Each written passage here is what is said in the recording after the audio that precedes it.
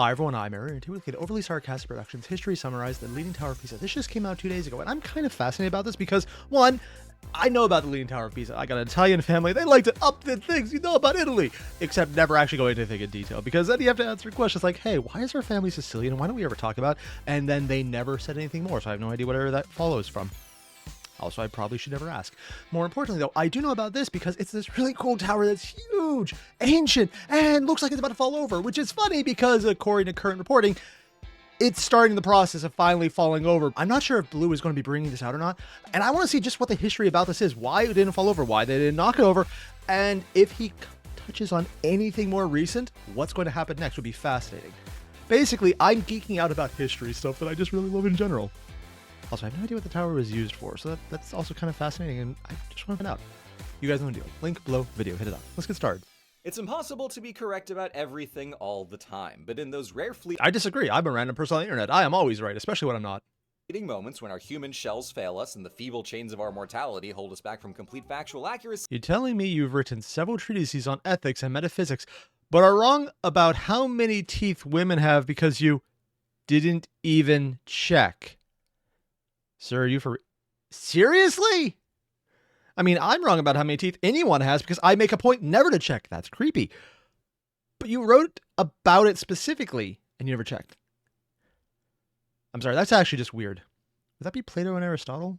See, we all have a responsibility to acknowledge our mistakes, make up for them how we can, and resolve to be better. For instance, I mean, the easiest way is just to never be wrong. I like this option. And even as a joke, I'm not going to claim that was ever the case. Recently dove into the wacky and wild field of linguistics and discovered that I can't read the International Phonetic Alphabet to save my useless ass.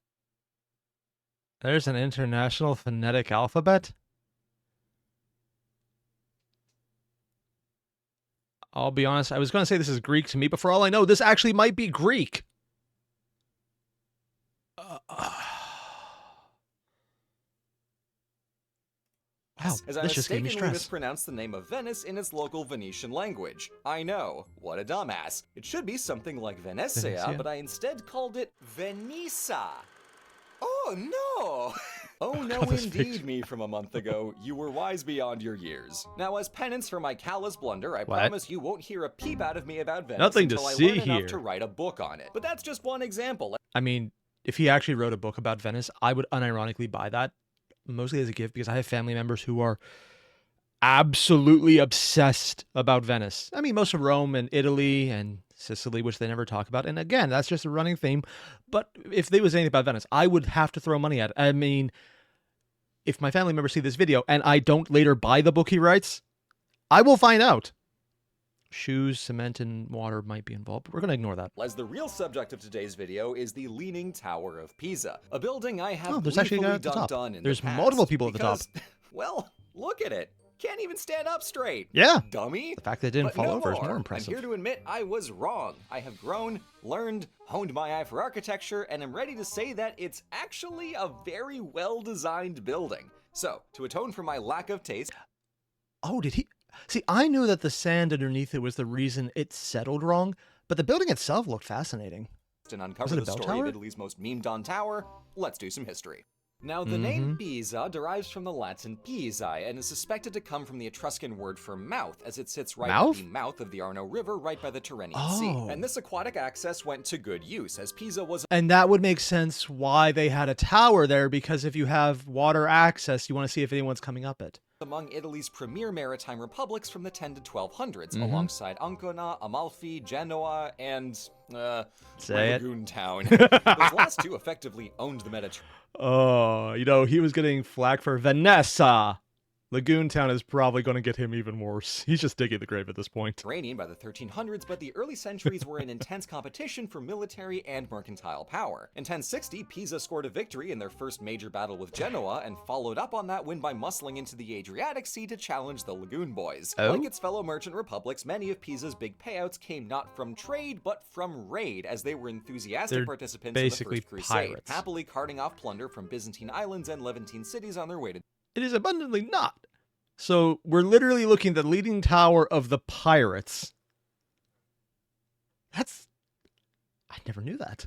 Jerusalem, and then making off with shiploads of treasure from their quick jaunt over to the Moorish Balearic Islands in 1115. They're just stealing from everyone. A small amount of that cash took shape in the city's architecture. Befitting their Boo. new prominence as seafaring big boy and coming off the recent high of walloping Genoa for the first time, Pisa began construction of a centerpiece cathedral in 1063. This church was big and was notably outside the old city walls, so they were confident. Gosh.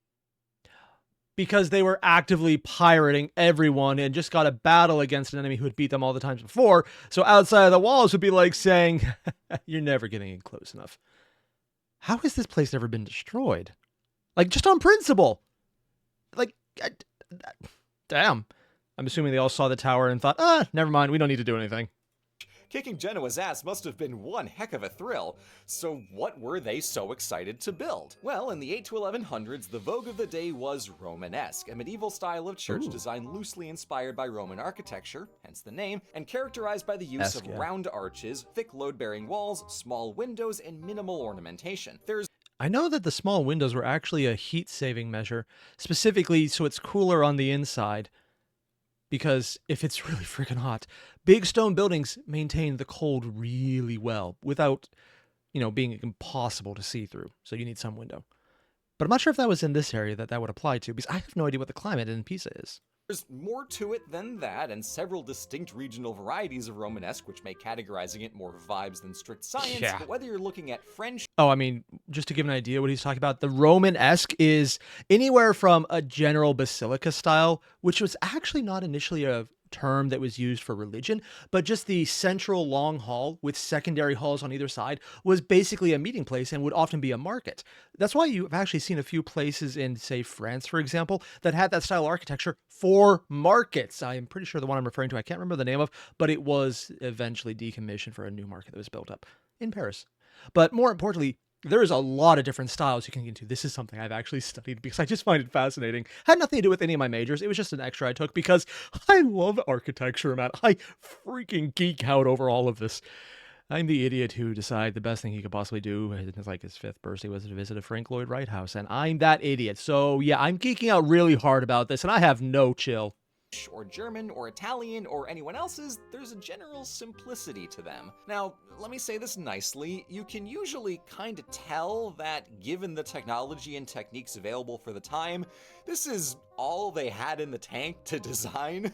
All the height, detail, and general pointiness. To give you an example of what I just said about the basilica style, this is an example of it. This is Notre Dame, of course. Yeah, right there. But the central long hall with the secondary sides, it's taken to the extreme. But this is what the style derived from, derived into. The basic one was much smaller with bigger wings, where the wings here are much, much smaller. And what do you think about a basilica now as opposed to what it initially was? Of Gothic architecture was still down the line, locked in the tech tree behind flying buttresses and gargoyles for Batman to brood on. But credit to 11th and 12th century Pisa, in designing their new church piazza, they wrung every last drop of ornamentation out of Romanesque, borrowing elements from mainland Italian design as well as some Byzantine touches and springing from the exceptionally expensive flourish of cladding their masonry in sheets of marble. They put an additional painting. Not even painting. No, that's an actual sculpture. I thought it was painted onto the side, but no, someone added a sculpture later of a naked guy holding the wall up. It'd be really funny if they actually needed the scaffolding and then just built the statue around it. I don't think they did, but it would be awesome. Marble. This all served to mark Pisa's status as an Italian merchant republic with close ties to the Byzantine East. Merchant. Right. And plenty of cash to spend on their prestige. That they just took from everyone else. On the cathedral is really quite gorgeous. A grand crucifix. Ooh, I just noticed there's actually frescoes in right above the entryways. God damn it, and it's huge. I'm usually like, travel's expensive. I don't want to do that. Then I see things like this, and I wish I had a travel channel sometimes. I mean, I couldn't because me and being outside is, no, touching grass does not happen. But goddamn, man, this is fascinating. To form church dressed in banded they have white stairs you can get on the marble outside. With rows of columns built into the sidewalls and a freestanding colonnade across the facade. All of which is topped by an understated but still very good dome. It's all elements that had been used before, but never together and never this nice. I have far fewer nice things to say about the baptistry across from the cathedral. Looks like it's already falling apart. Oh, God, where to start? First of all, the proportions are whack. It's as tall as the church and nearly as wide, and the dome is absurd. It's a cone with a smaller normal dome around the bottom. Really? Pick one. And yeah, I'll say it, that's a boob. Yeah. I see you, famous father-son team of Pisan architects Nicola and Giovanni Pisano, who took over the project after the original architect Giotti Salvi designed the first level. You coarse perverts. They had different architects for different levels. Oh. And considering how long some of these building projects would last, this is probably a significant amount of time invested. Keep it to yourself. This isn't a good dome. This isn't even a dome. This is just... don't. It was distinct for the sake of being Then, distinct. third to arrive in Pisa's so-called Piazza dei Miracoli, or They probably looked at this style of dome over here and thought, what if we did it bigger? Admittedly, it is distinct. I'm going to give it that. Square of Miracles, was the Campanile, the bell tower, Oh, the so it was the soon-to-be bell leaning tower with dubious And I thought earlier it was to see the sea, but no, they're way too far from the river. Yeah, so it was a bell tower like I initially thought. Okay. attribution. Wait.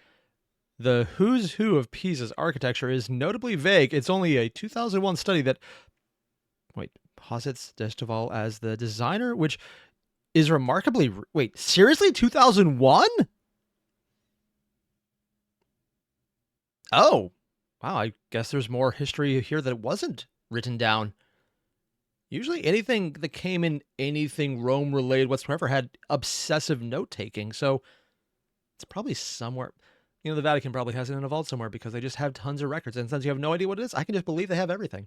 But most likely designed by Giotti Salvi. That authorship is based on the Salvi design's sounds affinity familiar. to another tower in Pisa, a lovely stone-built bell Ooh. tower at San Nicola, which I literally gasped when I saw this, is also leaning on the...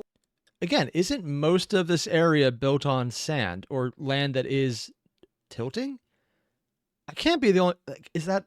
Am I just misinformed? Am I getting full Mandela effect here? For those wondering, it's Mandela effect is where you believe something is true that you witnessed, but you never actually witnessed it because you convinced yourself it's real. On one hand, Unless I that's feel also the so Mandela effect. bad for him, but on the other hand, we cannot keep letting him get away with this. Perhaps God chose to smite Pisa for its crime against domes, Really? but in any case, the main It's okay, I'm Campanile fine. was cursed to I just take can't 2 quite see centuries and straight. just be a mess. Construction began in 1173, and even in the first 3.5 stories, Yeah, so 3.5 levels, an immediate problem because it started leaning, of course. And it took a good, 5 years? Yeah, 5 years. Honestly, that's a lot faster than I expected, considering some of the building times for anything church-related were in the triple digits. Sometimes they stopped at 100, sometimes, I'm thinking of a few various churches in Spain, they went well longer than that. it became obvious the building's Generational foundations were employment. nowhere near enough for the weight and soil conditions. So Essentially, it was if you soil and can't weight. build on bedrock, you can either drive piles down into the ground So it was like they did bedrock. over in Lagoonsville, or Building on solid ground, it's always preferable if possible. And piles, which is what they did in Lagoon Land because they put wood into the water and it eventually stopped working. Now, or you can build a foundation beneath the structure to distribute the weight. They did that, just poorly. Oh. So within the first 5 years of work, it began tipping to the north by a fraction of a degree. so it's not even that it's built on sand, it's built on a layer that isn't actually supporting it because their internal foundation is breaking.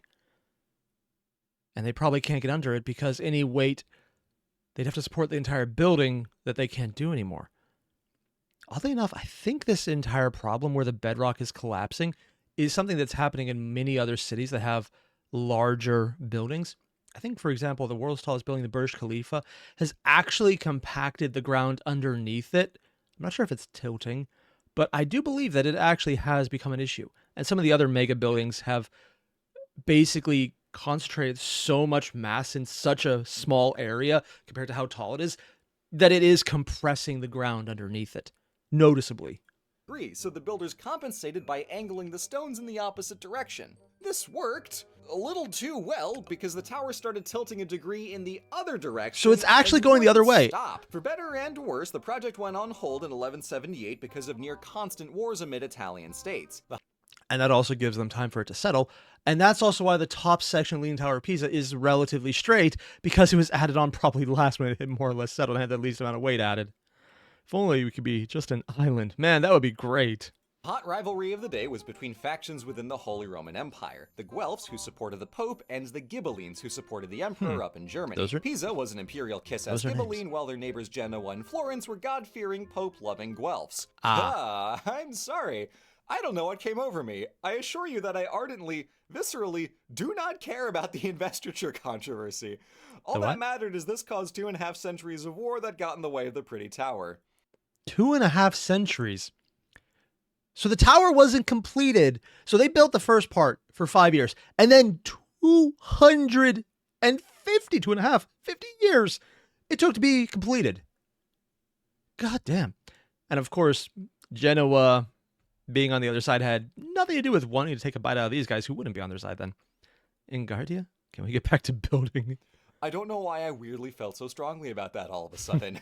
Pisa's power ebbed in the 1200s, and even though construction resumed in 1272, it stopped again 6 years later when Genoa trounced them so badly it deleted the entire Pisan navy and permanently kicked our beloved Tower Town out of the Merchant Republic Club. The project was finally finished in 1372, at which point the builders tilted the belfry off of the tower's axis to make it level with the ground. So they did intend, and it was the belfry, specifically the top level, that was tilted to make it level. These compensating measures gave the tower a noticeable curve, but didn't prevent its tilt from worsening, leaning from 2.5 to 4.5 degrees. So it got even more noticeable after completion. This is, of course, not great, but it would have been. It's funny how just 4 degrees is so dramatically noticeable when you check it out. Catastrophic if they built. Also, there's a joke in there about saying 4 is more than enough. I would never make that joke because that is absolutely unrelated to anything. The whole thing in one go, because the soil was actually able to settle in each century between the phases of building and prevent what would have been total collapse otherwise. So the time actually did help. 199 years later. And again, like I said, 4 degrees, man. 4 degrees. What had the Pisans built? Frankly, a knockout. We've all seen it a million times, but actually look at it and there's a lot here. The Campanile is an 8-level cylindrical tower with 6 stacked colonnaded balconies. Like the cathedral, all of this was clad in marble from all across the Mediterranean, brought back by Pisan merchants over the centuries. It's all close enough in palette that it harmonizes, but take a closer look and you'll see pinks, grays, and... Yeah, it does actually mix in, and there's more of one as you go further down, changing in texture. Tans alongside the pale Carrara white. Per the design itself, describing it is somewhere between impossible and pointless, because there's not much to identify beyond the arches and columns and marble and progressive. They took a basic design and ran with it. And yet this silly stack of stones achieves the absolute height of elegance. It's simple but not boring, clean but not flat. The freestanding columns bring a really nice play of light and shadow, and above all else, it's near perfectly proportioned. The tower is the same diameter as the nearby apse of the church, and the decorations intentionally match. Oh, you're right. It is the same. Oddly enough, I never noticed that, just because I've never bothered to look at anything prior to that. I just always see over here, it's like, oh, that's cool. You can actually see how they have the base cut out as well from the ground to show you just how tilted it is. The first floor has blind arches with these cute little diamond cutouts, and the upper stories mirror the column balconies. It's subtle, but it really makes the whole thing work as a unit. That thing? Compare this against the baptistry. You can't put your finger on it, but it just feels kinda off. Big. Right? That's what... Oh yeah, and there's the old wall. It's literally right outside the old wall, which is still there. And yeah, it's like, hey, I'm important too. It looks like it's trying to compete with it. Rocky proportions and mismatched decorations get you. So on its own, it's a very pretty tower. Paired with the cathedral, it's a gorgeous expression of Pisa's distinct identity. But if we zoom out and compare it to the rest of the Romanesque style, this is a staggering accomplishment. This was first designed in the 1100s when stuff like Santa Francesca in Rome was the height of fashion. It's not bad by... Really? I'm assuming the colored dots is a more recent addition. Because I know the old Roman style, actual Roman, was colorful, but because a lot of the color is rubbed off over time and just went away from bleaching and wear and tear, most people thought it had to be solid white, so when they did Romanesque, it was solid white. This looks actually pretty damn cool, but you can tell it's a lot more utilitarian. By any stretch, but come on, it's running on GameCube graphics in comparison. Pisa's tower looks more comfortable alongside Palladio's neoclassical handiwork from the 1500s. I wonder if they was inspired by that. Or like, the neoclassical was inspired by Pisa as an example of what to aim for and then just did their own thing. Since this happened over such a long period of time, it might be in the cultural lexicon because you just saw that unfinished example for years. Out here building stout-looking veneerless square towers with windows 4 centimeters wide, while Pisa is flexing with literally windows? stacks on stacks on stacks of colonnades in marble. It's not even close, and frankly, it's not even fair. Pisa took inspiration from its contemporaries and spontaneously generated a completely new expression of Romanesque architecture that nobody else could match, let alone beat, until Renaissance neoclassical caught up. Oh, so it was actually, until neoclassical, nothing looked like this. So even incomplete, this probably was massively distinct and might have been the reason it wasn't sacked, just because, one, it looks like it's going to fall, and you don't want it to fall on you, and two, if you just take the city, that's a good example of, hey, we now have this thing, and we are wealthy because of it. That makes sense. 400 years later, and it's got that cute little lean. Game over, guys. Better luck innovating when Gothic rolls in. You'll need it. But of course, only after the tower was finally capped and finished did things really get wibbly. By 1800, the foundation sat 6 feet below ground level, and the geniuses in charge decided to excavate the base of the tower, giving them a lovely little walkway which flooded constantly. Do you want water damage and structure failure? This is how you get water damage and structure failure. So that wasn't just something done to preserve it. This was actually done to enhance it, but dug up the base, added water to seep in. Oh, I thought this was something we added recently because it looked cool, because maybe they fixed it and this was just what they did to cover over. No. Oh, that could be a problem. And no longer had soil there to hold the damn thing in place. So by the 1900s, it was at 5.5 degrees and in serious danger of collapsing. Successive governments spent decades investigating the soil and proposing fixes, but nothing got done until 1989 when a tower in Pavia collapsed, killing 4 people, so Italy finally got their acts together and came up with a rather ingenious solution. Ooh, see, I'm only kinda... They're taking a very American approach to this. Don't do anything about it until someone dies. Now, granted, an American probably wouldn't do anything then, but details. I'm only bringing this up because within the last, I think, year or two, there was a massive roadway that never got fixed, and it was this main spanning bridge over a massive gorge, and it was frankly insanely cool to look at, and I would never drive on it because it looked like a death trap, which is ironic considering it was, and it did, and it probably went down exactly like you're dreading right now. I don't remember the name because I can't speak Italian, so I gave up immediately when I heard it. But that is an example of what they're talking about now, being, we're going to ignore it, followed by it fell, things happened, people died, let's fix it. Here's an example. Although I am pretty sure that the tower is pretty close to collapsing again now, so I'm assuming whatever they did now, it's not gonna work. They temporarily stabilized the tower with 870 tons of lead weights while they drilled underneath it, moving over 1,300 cubic feet of soil 1 cubic foot at a time to gently camp it back under 4 degrees. This fix is calculated to give the tower another 300 years of life before more work is necessary. It's an astonishing feat of modern engineering that fulfills the tower's artistic accomplishment from 8 centuries ago. But still keeps it leaning. There are too many projects in history that are designed and never made, began but never finished, or completed only to one day come. The Singer Building? Oh, that is... I'm not saying someone's overcompensating, but... yeah.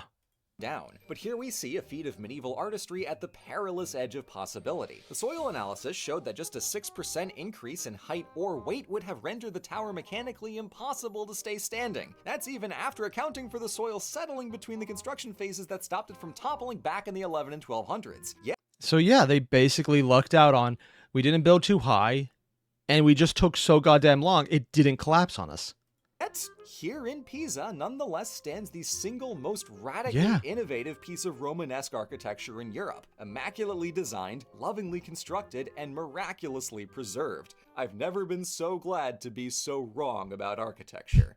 And unfortunately, it looks like I was right about that. There is a report from 2019 saying high alert, can't work around it. So blue was a little bit outdated here. Nobody knows, it could be 3 months, 10 years, 20 years. So it's not imminent, but also over the course of almost 1,000 years. And it's closer to 800 to 900, but still. Oh, wait, was it from the 1100s or the 1300s? I suck at numbers. I already forgot. But yeah, apparently that is a thing. Damn.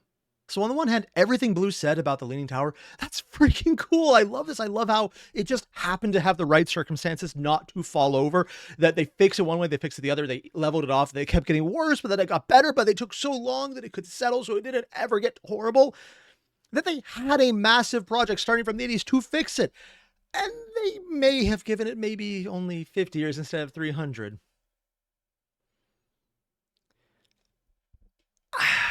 I don't want to go check the comments on the video to see if someone pointed that out to Blue, because I think he did a great job telling a really cool story. And if it happens to have a slightly more of a downside at the end, that's disappointing, but it could still maybe not work out that way. Maybe something else will be discovered that can hold it up, or they'll just get ready to collect the pieces to rebuild it whenever it's done. That would suck, but it's not impossible. Maybe just get some gold dust to fill in the cracks from where all the pieces shatter. Admittedly, that would actually be downright impressive in its own right. Terrible if they're not aware of it when it falls, though. They should probably start clearing out the area. But I like this. I like how this went. I like seeing the history. I just wish that history was touched on to show if there was anything more immediate. And I don't blame Blue for not knowing about that. That's probably something that I only know because I have family that is absolutely obsessed about random little bits of trivia like this Ridley. And I do mean obsessive. Absolutely and utterly. I'm not nearly as much. But that's also not an excuse I'm ever allowed to remember and or use for family gatherings, so I can say that. More importantly, you guys know the deal. There's a link below to the original video. If for any reason more information comes out, or if you know that maybe I'm wrong and that's not the case, and I would like that to be the case, let me know I'm wrong, please. But, I mean, I'm a random guy on the internet. I can't ever be wrong. Yeah. Joking aside, I would appreciate it if anyone knows more information. I would actually rather like finding out. I'll see you guys in the next one, though. Adios.